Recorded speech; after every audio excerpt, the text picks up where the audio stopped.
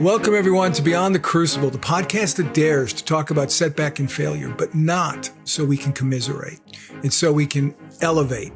I'm Gary Schneeberger, the co-host of the show, and our mission today is to give you the hope that your crucible experiences, those tragedies and challenges you faced or are facing right now, don't define you. They refine you. They did not happen to you. They happened for you. And I don't know many people, heck, I'll go out and say it, I don't know anybody who knows that better than the host of this show, the founder of Beyond the Crucible, and my friend Warwick Fairfax. Warwick, we have another episode where it's just the two of us having a conversation about a recent blog that you wrote. And I think people are going to be both educated by what you've written and also surprised a little bit once they learn the inspiration, part of the inspiration for it. I think that is well said. Good teaser, and very much looking forward to it. Folks, this is, as I said, this is one of those episodes where Warwick and I talk about his most recent blog at beyondthecrucible.com. This one is called Why Your Life of Significance Matters. And we're going to unpack all of the reasons why Warwick points out in the blog of why your life of significance matters. And you'll be surprised, as I said, by some of those reasons. But just to level set the playing field here for us, we talk a lot about a life of significance here at Beyond the Crucible. We say that your worst day, your crucible, doesn't have to define you. In fact, it should not define you. We hopefully, we believe, offer you tips and resources that can help you move beyond that crucible, hence the title of this show and the title of the brand. You need a vision, we say, a life of significance, a life on purpose dedicated to serving others. That's how we define life of significance, a life on purpose dedicated to serving others.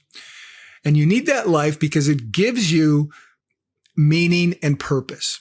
That vision can often come from the ashes of your crucible. We've talked to many guests on the show. That's been Warwick's testimony. That's been my testimony.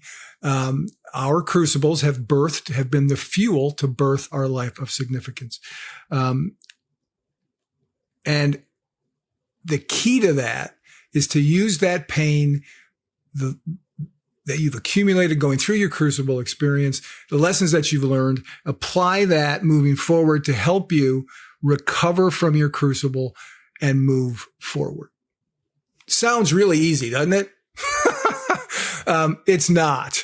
If you've been listening to this show for the more than 220 episodes that we've done, if you've been listening for even one or two of those, you know it's not easy. But there's a challenge along the way. Or very simply for folks who may be wondering, what is that challenge of coming to believe that your life of significance matters?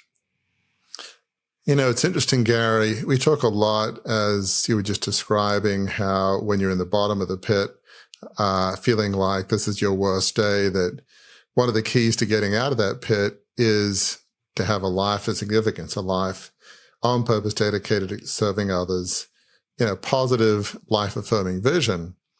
And that's fine. But sometimes as we're doing that, it's almost like the, positive and negative forces can be at war within our soul.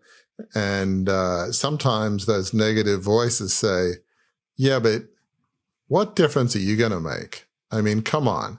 And so while you might think, gosh, this idea I have, it could be, a neighborhood park and, in the inner city and kind of cleaning it up for kids, or volunteering at a soup kitchen, or it could be any number of different visions that you have.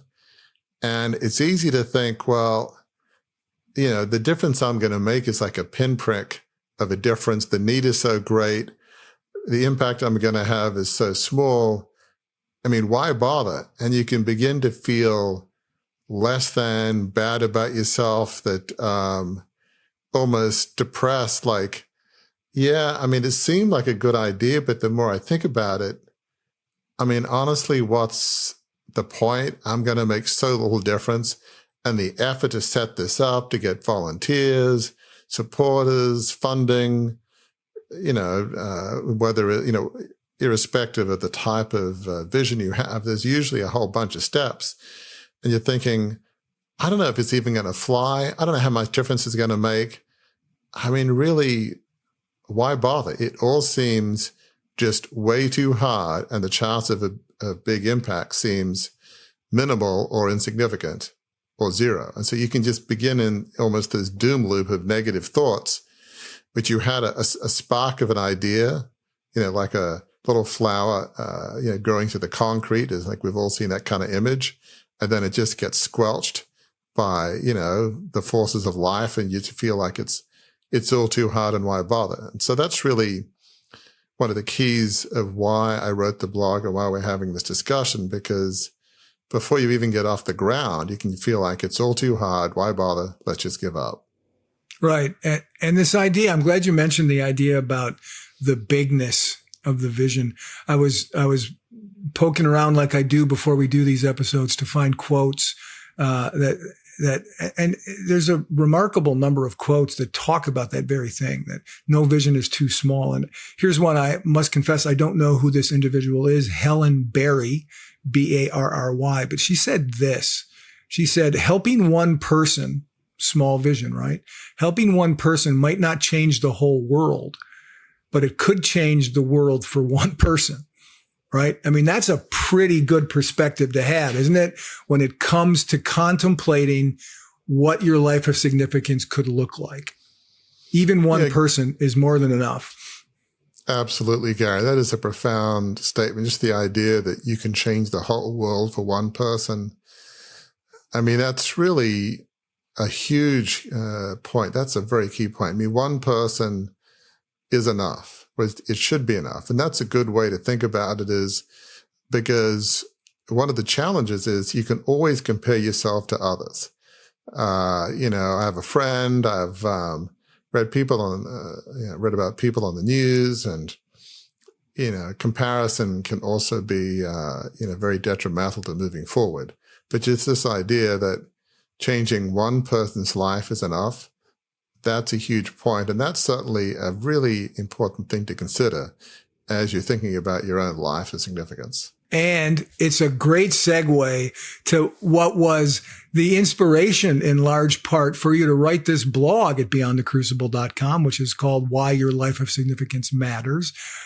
We have done, folks, you'll see it soon. We've done a summer series in which we focus on films again. And, I'm not going to tell too much of the story, Warwick. I'm going to let you explain what the inspiration in large part was for this blog and then this discussion about this blog, because it came from an unlikely source. I think that's safe to say, isn't it? That is very well said, Gary. So, as you intimated, we're doing this summer movie series. It's based on the American Film Institute's top 100 movies, and we're doing some classic movies that I think you'll enjoy hearing and discussing, from The Godfather to It's a Wonderful Life, Citizen Kane, Singing in the Rain, all sorts of different movies, which I think you'll all very much enjoy. But one of the movies we ended up discussing was Toy Story. And what's interesting is, you think Toy Story? I mean, really? Well, it is on the American Film Institute's top 100 list. And, when my kids were small, came out, I think in, 90, something like that. I've watched it, pretty much all of them, the Toy Story movies, and probably several times. And it's just a fun movie. But when I watched that movie, as we were going to discuss it on Beyond the Crucible, there are some powerful lessons. And there's one kind of scene, one theme of the movie, in which, for those who've seen it, it's about toys in this boy's room. The boy's name is Andy, and they all come to life once nobody's there. And so you've got Woody the cowboy, but then you have Buzz Lightyear, who's like this, space ranger guy. And so Buzz actually thinks he's real. And he thinks he's a real space ranger who's sworn to defend the galaxy against the evil Emperor Zurg. And so Woody keeps telling him, Buzz, you are a toy. Okay, that's it. You are a toy. You're not a space ranger. Well, finally, Buzz realizes the truth that he's a toy. And he's just crestfallen, he's despondent because his life of significance was big. Defend not just a planet, the whole galaxy against the evil Emperor Zurg. Defending the galaxy, that's a pretty big mission. And now his mission is just to make one kid, Andy, feel happy and provide enjoyment and play in the kid's room. It seems like such an insignificant vision, and he's just despondent. And so when I saw that, I thought that is such a key point. It's easy for us to have a Buzz Lightyear moment at times and thinking, well, I'm not saving the galaxy. I'm not saving the planet. I'm not even saving my county for that matter. I mean, I don't even know about my town or my block. I mean, I keep going small and it's not small enough. I just can't, it's just so insignificant. So we can all have a Buzz Lightyear moment. And that's, it's something in the back of my mind, but that sort of triggered in my mind. This is something that we should discuss because even though, yes, it's a kid's movie in a way, or some will perceive it that way, we can all have a Buzz Lightyear moment. Absolutely. And when we do have a Buzz Lightyear moment, one of the anecdotes, one of the antidotes for that would be to have a Helen Berry moment, who said what I said before, right? Helping one person might not change the whole world. Helping Andy didn't change the whole world, didn't save the world from the evil Emperor Zurg, which, by the way, I don't know that Emperor Zurg can be anything but evil with a name like Emperor Zurg. So it's sort of redundant, Exactly. But it didn't change the galaxy, but it could change the world for one person. And Buzz did indeed change the world for Andy because he became Andy's favorite toy. And that is, in the world of Toy Story, a very, very, very important thing. And in the world of Beyond the Crucible, right, a life of significance, a life on purpose dedicated to serving others. That's what Buzz did. That's what we urge people to do here. And you're going to talk, Warwick, now about your blog, which, if my co-hosting duties end because I collapse out of shock that there are 7 points in this blog, I am confident in your ability to continue going without me. But inside joke, folks, if you listen to these blog episodes, Warwick just likes to do 7 points because, as he says, 6 is not enough and 8 sometimes feels too many. There you go. There are 7 excellent points in this blog.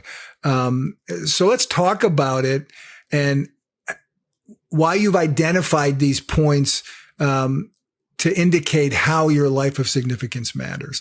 The first one is this. Point number 1, your life matters and your life of significance matters, right? I love how you start these out, Warwick, because you always start with what seems self-evident, but really when you start talking about it, it's not self-evident. You have to start at the start. And the start is this truth. Your life matters and your life of significance matters. Talk about that a little bit.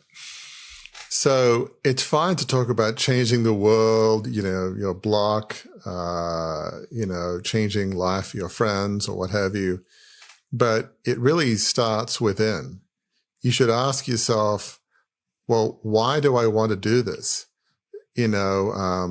What about this vision, this life of significance is important to me? Why do I want to devote my life to this? Is this something I want to devote my life to? And so, really the first key question is, does this life of significance matter to you? If the answer is, you know what, it really does.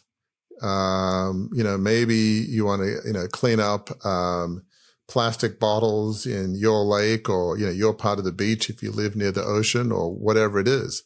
Or, maybe, there's stuff all around your neighborhood that you want to get a group of people together to kind of clean things up a bit, make it look a bit nicer. Maybe it's like, I want to help people have gardens in the neighborhood. Maybe I've got understanding of landscaping. I'm just gonna help neighbors who may not have the time or the knowledge and I just love to make the neighborhood look a bit nicer. The question is not so much, well, what impact will it have? But it's more, does it matter to you? Is it important to you? It doesn't have to be this mammoth vision from other people's perspective. But if you think, you know what, for whatever reason, maybe, as we often say at Beyond the Crucible, maybe your life significance is coming out of the ashes of your crucible. You want to make sure that people don't go through what you've been through, or maybe you want to help them bounce back quicker. Whatever your life of significance matters, and the origin story is often important. If it matters to you, that's kind of enough. You know, what other people think of it is less important than what do you think of it. Does it matter to you? Why does it matter to you? If it matters to you, then that's enough. What I love about what you've just said there, and again, what I love about episodes like this is we didn't talk about this beforehand. This just popped in my head as you were talking, but you used the phrase a couple times, if it matters to you.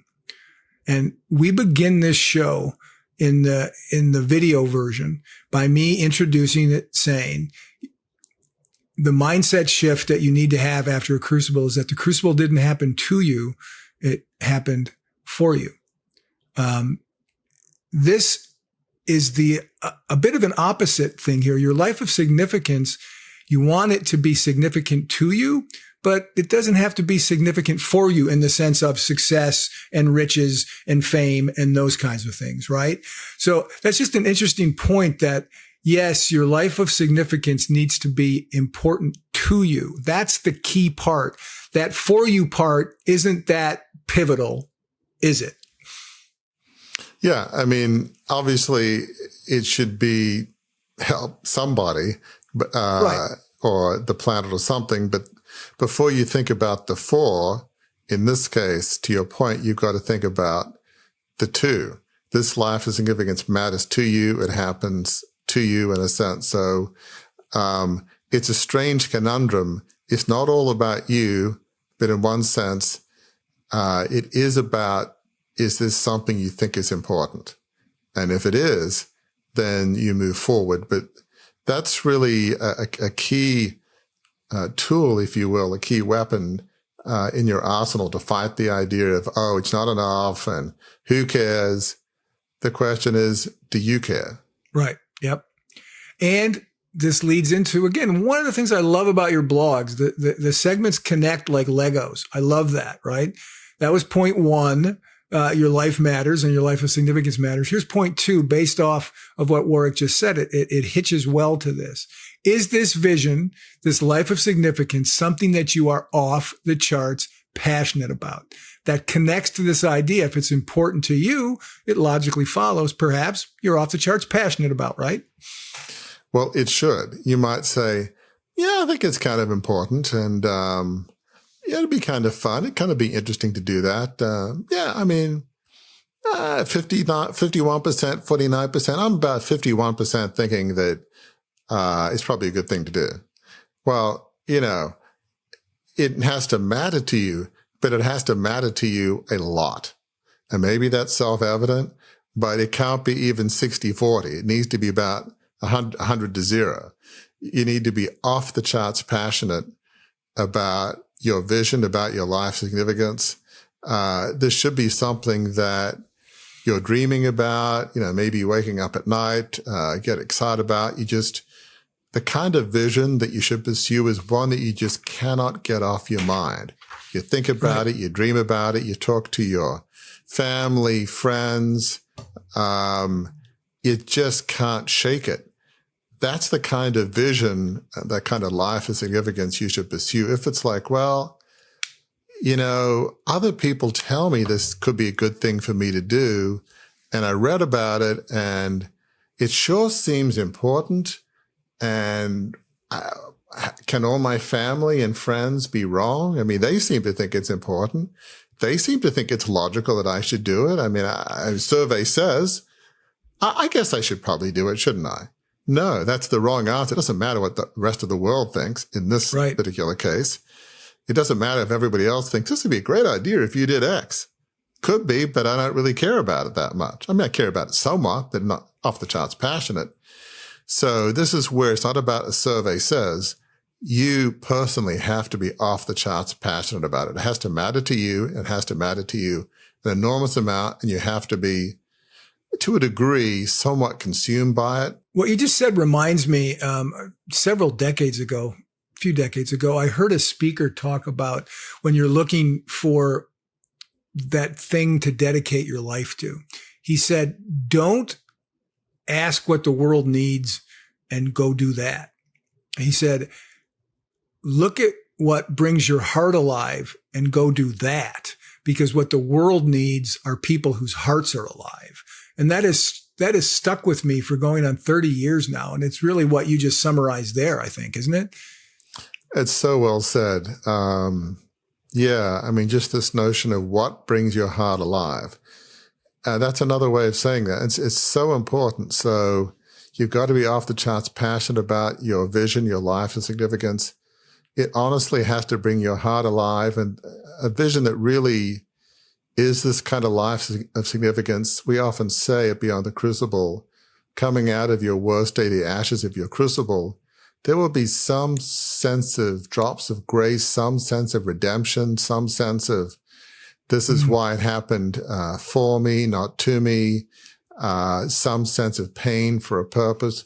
There can be elements of that. That's all ways of helping you know, is this something I should pursue? It'll, tick those boxes, if you will. Yeah. And passion is so important, but it's not the only ingredient in the recipe. I'll use as an example. I'm quite passionate. I'm excited about the Olympics because I'm quite passionate about women's gymnastics, right? But I'm not a gymnast and I'm not a woman. So I can't do that. I can't pursue that. And your third point in this blog, Warwick, is this. Do you have the skills and abilities to bring this vision to reality? So I'm passionate about gymnastics, but I do not have the skills and abilities to bring that to reality. Aside from my rather silly example, why is that important for folks who are looking to pursue their life of significance? I mean, we say on Beyond the Crucible all the time, yes, you have to have a team to help you bring your vision to reality. But it's great to have a vision, but there should be some core element of that vision, that life of significance, that you feel like, I have some skills, some talents, some qualifications, some abilities that really help me meet this need. This is something that I can really do. I think of an example, Gary, that you do. You write books on various movies like James Bond and Frank Sinatra. Now, you have a passion for movies and you're a very good writer. So you don't just have a vision. You know how to write, you know how to look at a movie and, what are the key elements of it. So this isn't just something like gymnastics. Oh, that would be fun. You have a vision, you're passionate about it, but you actually have skills that enable you to do it well. And so it's not just, oh, let me do something, but I can't write and I hate movies, but gee, that'd be fun to do. It's not the case. And so, I mean, that's, I think, a good example, I think, a good example in your love of movies and the books you write about them. So having those skills matter. Yes, you want a team of advisors, informal, formal, depending on the situation. But you've got to have some key contribution as part of that life of significance. There's got to be a key role for you in that picture. Yeah. And folks, we've now gone through 3 of the congressionally mandated 7 blog points that Warwick has to. Okay, it's not quite that serious, but he likes 7.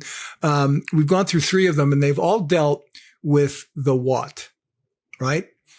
They've all dealt with the what. So here's a quiz for everybody who's listening or watching right now. We're going to shift. What's coming next? If we've been through the what, next comes the why.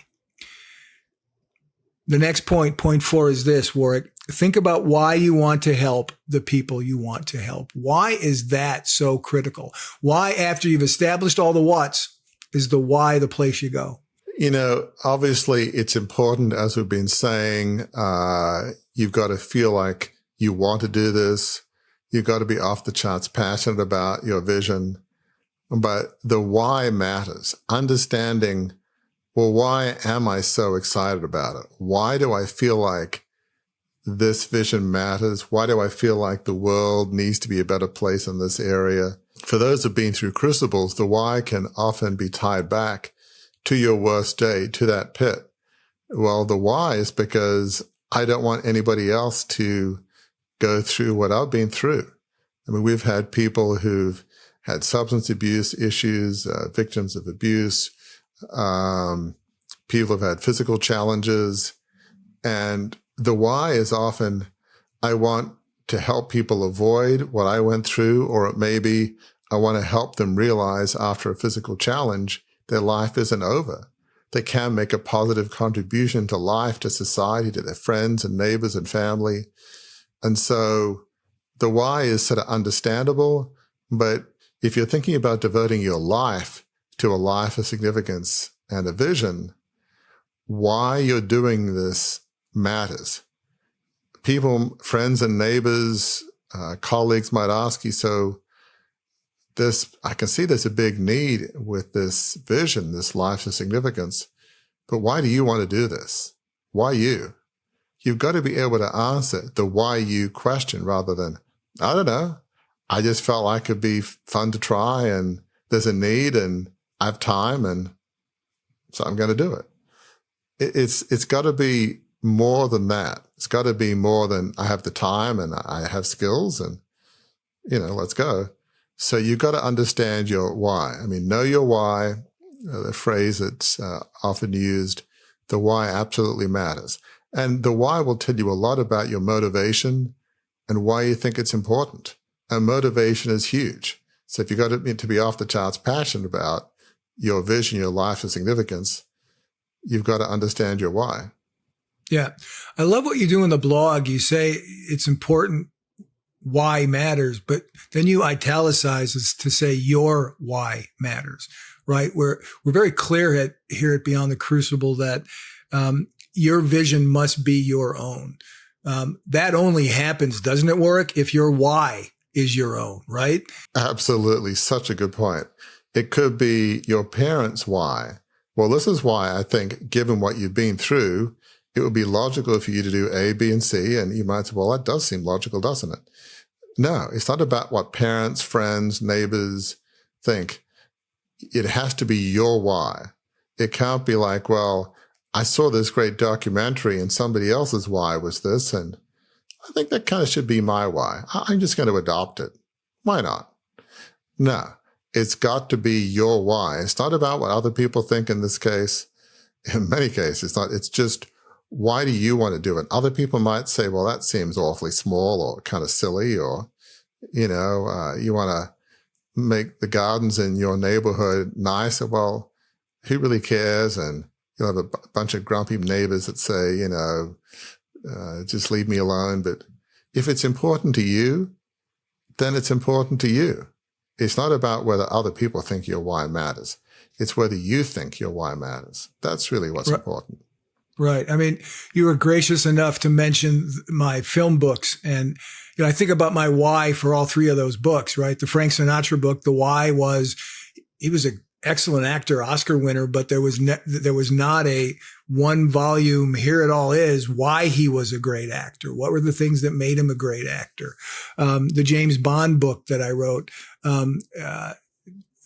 there's a lot of books about Bond. They're coffee table books, but nobody really had taken the time to tie all of the 25 films together as what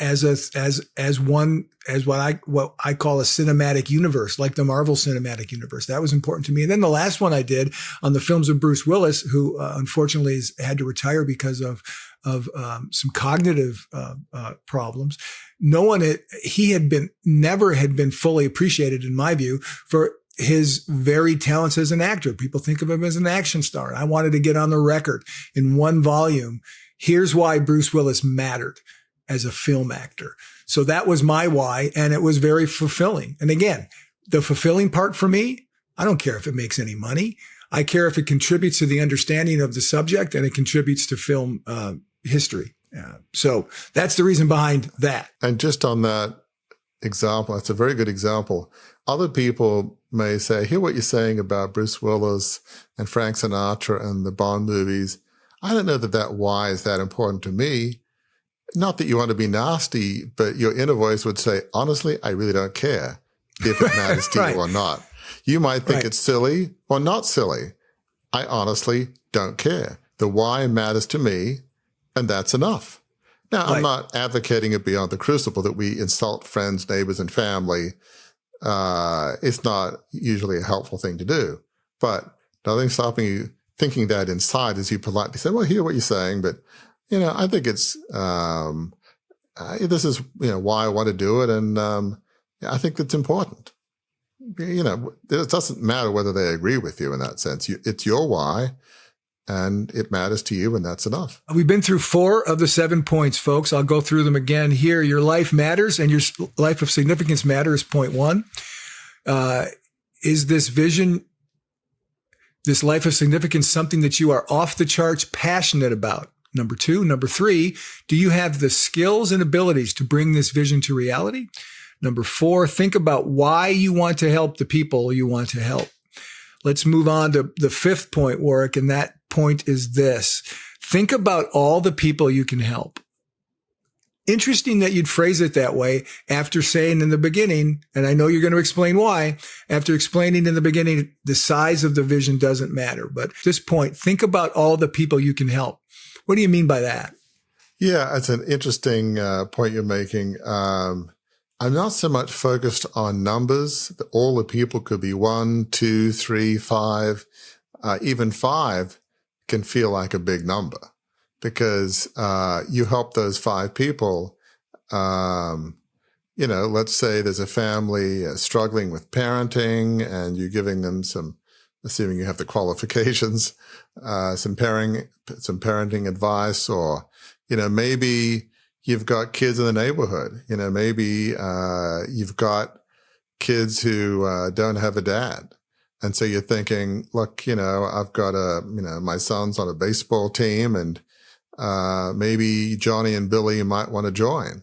And somehow through that baseball team, there's some mentoring going on with those boys on the team.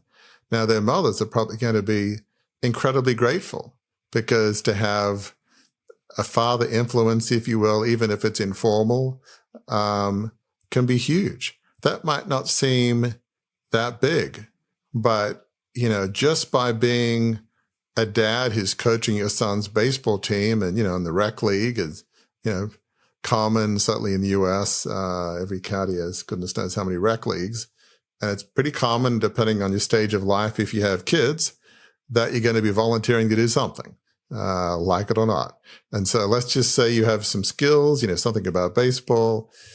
That doesn't seem like that big a vision in that sense. It's not going to involve a huge amount of time. You're not going to need to quit your job, but you could make a massive difference in other kids' lives. Certainly in this particular example, kids that may not have dads in their lives. So you think about the difference you can make in other people's lives, focus on that difference, because when you're thinking about, is this really important? Well, spending time with those kids, maybe it sets their life in a direction that wouldn't have happened otherwise. And you're in pretty good company in talking about this work. I pulled another quote. I'm going to say the quote first and then tell you who said it because it flows perfectly with what you've been saying here. The quote is this: never worry about numbers. Help one person at a time and always start with the person nearest you. That was spoken by someone who knew a little bit about a life of significance named Mother Teresa. What you're getting at is very true, right? Just start one at a time, and think about how you're helping those people. I have to believe, that's what Mother Teresa did. She thought about helping that person in front of her, and then she went on and helped others. That can lead to a life of significance, regardless of how big the swath is, right? Absolutely, Gary. That's such a good example. Mother Teresa grew up in Albania in Eastern Europe. And I don't think she thought of kind of a vision of, I'm going to go to India and, found a huge ministry to impoverished folks there. I mean, she probably, you just go one step at a time. And so just this notion that focus on those nearest to you, focus on maybe who's the first person you want to help. Start with one person. And it doesn't have to be some massive nonprofit. It's just, what's something I can do for one person? And if it's something that comes out of the ashes of your crucible, maybe for those, for instance, who've been victims of abuse, maybe you have a friend that's being abused, or maybe you can come alongside them, invite them for coffee or just chat and just be a listening ear. I mean, that doesn't seem like that much, but just having coffee with a friend and listening to them, as appropriate. Maybe there's some resources that you're aware of, resources that helped you, connect them with different, avenues of, being able to move in a more positive direction. But, just think of, starting with one person that and maybe just one conversation. But, thinking about the difference you can make in other people's lives, that can motivate you to pick up the phone and have that coffee that you maybe wouldn't do otherwise. Absolutely. The sixth point in the blog at beyondthecrucible.com, which is called Why Your Life of Significance Matters. And this is a big question to ponder. This is, think about what would happen if those people are not helped. Think about what would happen if those people are not helped.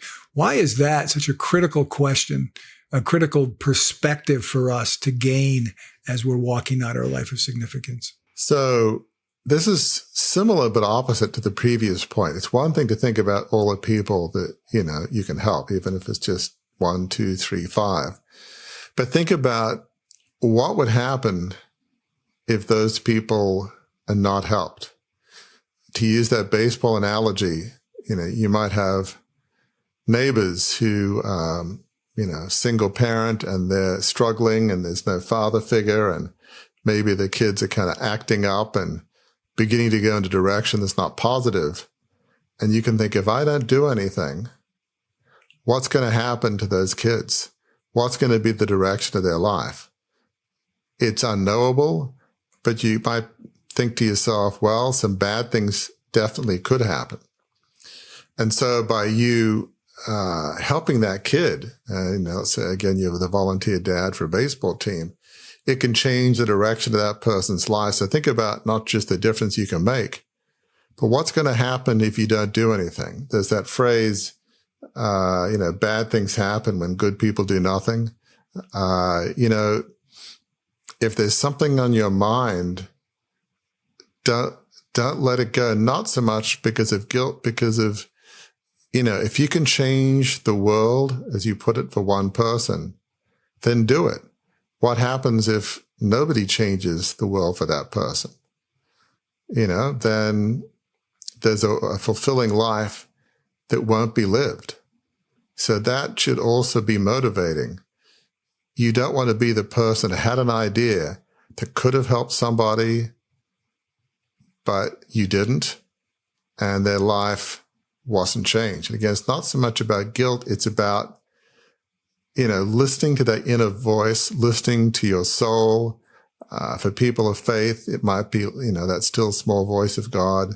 Whatever your spiritual paradigm is, I certainly try to live my life that if I, in my case, feel like I hear that still small voice of God, I'm not perfect, but I try to the best of my ability to listen to that voice, act on that voice, and do something.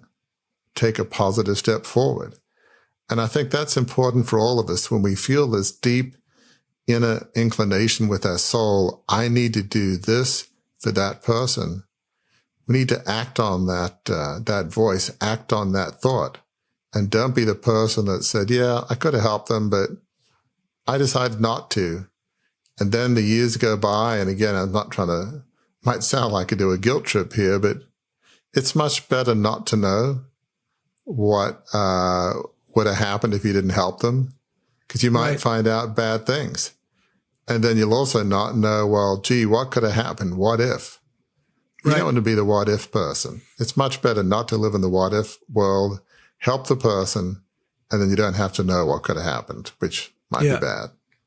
And this leads into, at the top of the show, you talked about our summer series on the AFI's top 100 movies. And one of the movies on that series that you mentioned deals with this exact question. Think about what would happen if these people are not helped. And that's It's a Wonderful Life, right? That's the story of what George Bailey goes through in It's a Wonderful Life.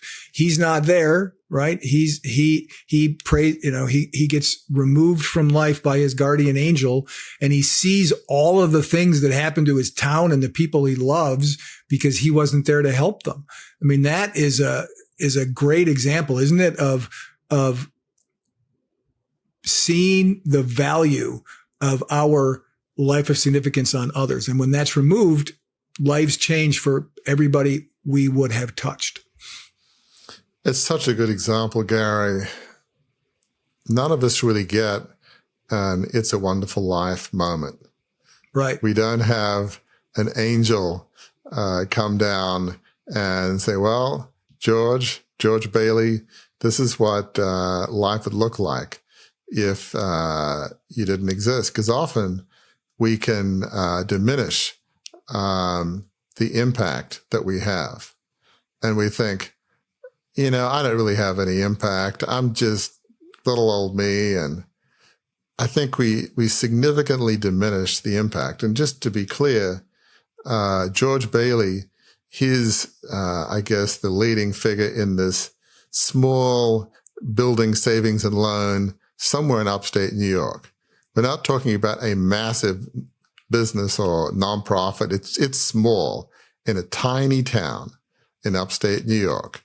And if it wasn't for the movie, assuming it was real life, nobody would have heard of George Bailey. But the thing is, he had a huge impact in his town, and he had no idea. I think often the impact we have, we significantly underestimate. So that could be an extra point, would be don't underestimate the impact you're having. You're having a bigger impact than you thought you did. So, oh, wait, that'd be 8 points, though. So we can't really officially do that. We'll just metaphorically do that. Exactly right. Well said. And you wrap up this blog, Warwick, in a really great place because you say, finally and potentially most importantly, it is not a competition. So much of many things we talk about here at Beyond the Crucible, we mention that thing. It's not a competition. Who had the worst Crucible? Who had the, biggest bounce back? Who has the most, toys? Our lives of significance, it's not a competition to have a life that's more significant than someone else, right? Talk about that a little bit to give people some perspective. Yeah. So we talked earlier about, the good and bad voices that most of us have in our heads, the ones that say, yep, you can do it. And the other voice that says, nope, it'll never work. You'll fail like you always do. It's this inner talk is often a battle for the soul, if you will. And so one of the battles that negative voice often says is, the impact you're going to have is so small compared to, Mother Teresa, compared to people all around the world. And heck, you've got friends that you grew up with, you went to school with, and they're having a massive impact for good. You'll never even have as much impact as people you went to high school with, or even some of your neighbors. This vision is just so small. Why bother? It's fine to admire larger than life figures like Mother Teresa, but don't compare, because, you can get into, why bother since my vision is so small compared to. That's really not what's relevant. Focus on your vision, your life of significance, what's on your heart. Don't compare your vision to others, as we said at the very beginning. If your vision matters to you, that's enough. Yeah. And that wraps up the 7 points of the blog. But there's an interesting question, Warwick. I'd like to ask you. I hope it's an interesting question. Because you are, as I say at the top of the show, I've called you before jokingly patient zero, right? for Beyond the Crucible. You're the one whose Crucible experience led to the founding of the brand. But more importantly, you're the one who's overcoming that Crucible, who's bouncing forward from that Crucible, has defined what we do at Beyond the Crucible. So there was a time in your life, right, where you had to ask yourself whether your life of significance matters. Talk a little bit about why that was an issue for you, because you have a very unique set of circumstances that I think will apply to others who are listening and watching. Yeah, Gary, as we're talking about Toy Story and Buzz Lightyear, I actually had my own Buzz Lightyear moment. I mean, the funny thing is, I can really relate to Buzz Lightyear. That's why it really struck home because, again, as we said, he thought that he was real and he was a space ranger whose mission was to have an impact for the whole galaxy to rid the galaxy of the evil Emperor Zurg. Well, in somewhat a similar fashion, I suppose, I felt like growing up in this 150-year-old family media company in Australia, my mission was to bring the company back to the vision of my great-great-grandfather, the founder of the company, John Fairfax, to have the company be well-run and well-managed. I spent my whole life preparing myself. I went to Oxford University like my dad and some other relatives, worked on Wall Street, got my MBA at Harvard Business School. This is all part of the plan, the mission, if you will, to fulfill my destiny as I thought it was and my parents thought, to bring the company back to the ideals of the founder and see it be well run. So when I launched that $2.25 billion takeover in 1987, after my dad died, and ultimately that takeover failed, it was devastating in many ways. But one of the ways was, how will I ever have an impact? How will I ever be able to make a difference on such a large scale? I didn't use the word life of significance, back in the early 90s after the company, failed. But that's kind of what I was thinking. I mean, what is the point? I'm never going to have that kind of impact. It's always going to be less than. Nothing I do will be on such a scale. I won't be in charge of a media company that could potentially impact the nation of Australia. Having a nation level impact feels like a big life of significance. It feels big. Maybe it's not the galaxy, but still pretty big to me, a nation. And so that was really tough. And so I've had to really re-educate myself, if you will, change my thinking. Because if I'm totally honest, there is occasionally that voice in the back of my head that I have to squash. Those voices tend not to disappear. They just get less in intensity. And so I love what I do at Beyond the Crucible. And I've got to tell myself once in a while, okay, it's not about impacting the whole galaxy or nation or what have you. Am I impacting one life, several lives? Well, fortunately, we have more than one person that listens to our podcast. Thankfully, it's more than 5 or 10. It's actually a fair amount. So I'm thankful for that. And I'm hoping that at least a few of those folks that are listening, they'll hear one good thing that will make a positive difference in their life. And, maybe we'll give them the seeds and the clues to their own life of significance. So, really when it comes down to it is, it's not about, is it as big as, impacting the nation of Australia? That's really the wrong question. The question is, does it matter to me? Am I making a difference for one person or more, but at least one person? And if I wasn't around and we weren't around as a team at Beyond the Crucible, would that leave a hole? Would there people that could have been helped that are not helped? So really, rather than comparing yourself to the rest of the world and your friends and neighbors or people you read about in the news, the question is, does it matter to you? And are you making a difference for someone? If that's true, then that's enough. Yeah. And There is a part of me that wishes you could have written an editorial about the evil Emperor Zurg, but that's a whole different lifetime, mixing two different things. That would have been fun, wouldn't it? So we've reached the end of the show, where I say a lot of times we've landed the plane. You landed it well. What are the final thoughts you have for folks who've watched and listened here today, Warwick, to take away about why their life of significance matters? I guess probably a key point is a life of significance is not a numbers game. It's not about saving a nation or saving the galaxy. There's always going to be more people to help than you possibly could help. You only have a certain lifetime. You're not going to be able to help the people before you were born. You're not going to be able to help the people, at least directly, after you're gone. You're only going to be able to help the people that you come in contact with, at least in some sense, or, can reach in some way. And so you've got to tell yourself one person's enough, that if it matters to you, that's the key thing. And so you just got to tell yourself, I'm going to be faithful to the vision that is, that I feel like is within me, or depending on your spiritual paradigm, maybe from my frame of reference that, God put on my heart, or whatever your spiritual frame of reference is, maybe, your inner self, however that looks to you, faithful to the vision that's deep within your soul, faithful to the life significance that you're off the charts passionate about, faithful to the life of significance that you're off the charts passionate about. And it's really about, living your calling, and some would even say your destiny. And so, be faithful to your calling, be faithful to your vision, be faithful to your life significance. That is enough. Planes on the ground.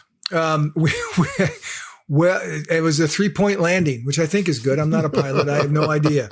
But very well done, Warwick. Very well said. As always on these episodes, folks, we end with some reflection questions that Warwick wrote into the blog.